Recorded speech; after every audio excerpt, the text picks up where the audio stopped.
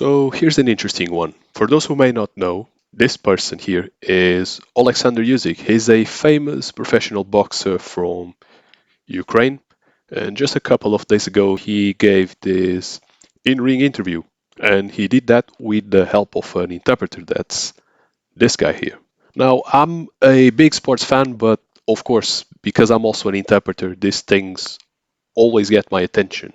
I'll just play a bit of this clip and make some comments. This is from the ESPN channel. Let's watch. Мені здається, він грав якось. I had an impression that he was playing. Would you beat this version of Tyson Fury easier, or do you think he was playing possum tonight? Як ти думаєш, ти з легкістю поб'єш цю версію Тайсона Ф'юрі, чи все ж таки щось Ні, зміниться? я про це не думаю. Я буду Anyway, so far this is a perfectly normal interpreter-mediated conversation. The interviewer asks a question in English, then the interpreter renders that question to Ukrainian. Usyk listens to the question in Ukrainian, gives the answer back in Ukrainian, and the interpreter finally renders the answer into English for the interviewer. This is a form of consecutive interpretation. Some people call this short consecutive or even dialogue interpreting. Unlike traditional consecutive interpreting, this does not require the interpreter to take notes on a notepad. This is usually done with short sentences so that the interpreter can rely on their short-term memory. But then something interesting happens. Just take a look. тренуватись на 200%. I not think, but I will be training 300%. But listen, it's boxing. Maybe it's an element surprise. Maybe, you know? So yeah, I think you can see what just happened. He brought an interpreter with him, but surprise, surprise, he does speak English. I was scrolling through the comments, and obviously most comments are about Usyk's upcoming fight with Tyson Fury. It's a boxing channel after all, but some people noticed this detail and they appear to be confused as to why he brought an interpreter when it's clear he does speak English. So let's address that. Is this normal? Why would anyone who clearly speaks the language need an interpreter? Or maybe is he trying to pretend he does not speak English? Could it be a strategy to hide behind a supposed language barrier that doesn't exist? So what's the point here, really?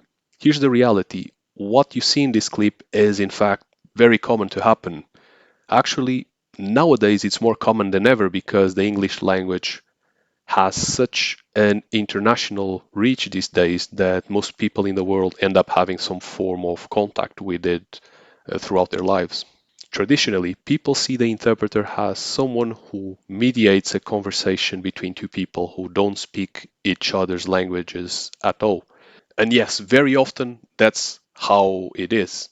But it's not always like that. Sometimes the client understands the language and may even be able to speak it to a degree, but they don't feel confident enough to speak it. So that's why the interpreter is still needed. The client may speak the language, but if they are unsure about their ability or if they feel more comfortable expressing themselves in their mother tongue, they may still prefer to have the assistance of a professional interpreter. This is perfectly normal and reasonable.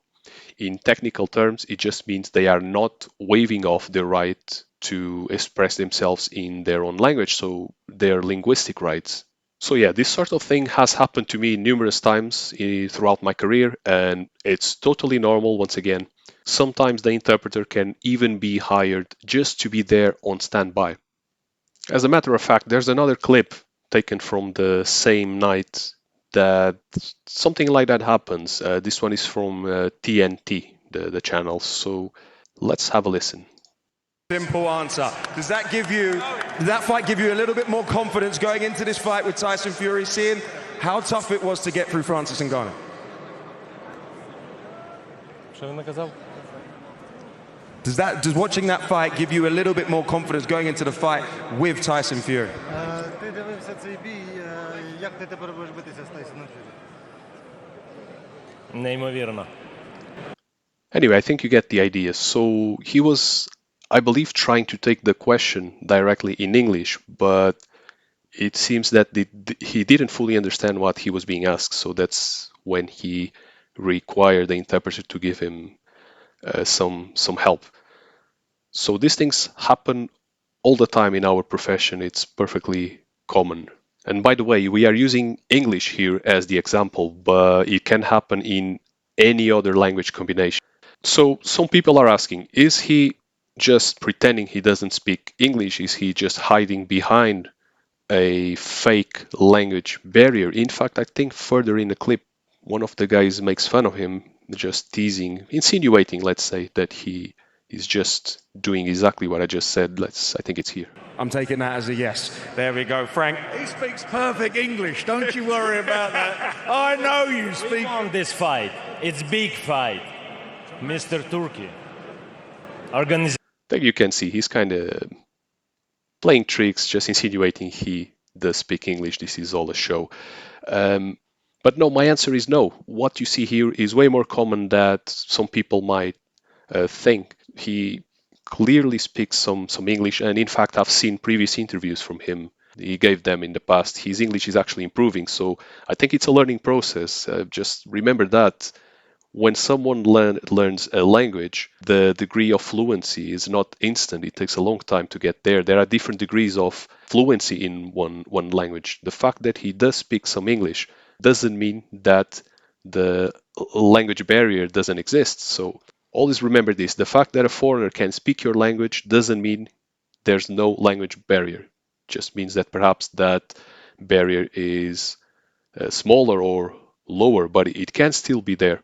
Over time, maybe it will eventually disappear. So we'll see in the future. Maybe Usyk will keep learning his English, he'll keep progressing, and perhaps in the future he won't need the interpreter. But for now, I feel that he's not fully confident in his ability, so he prefers to have an interpreter to his side just to help him out when necessary. So yeah, these are my thoughts on the matter.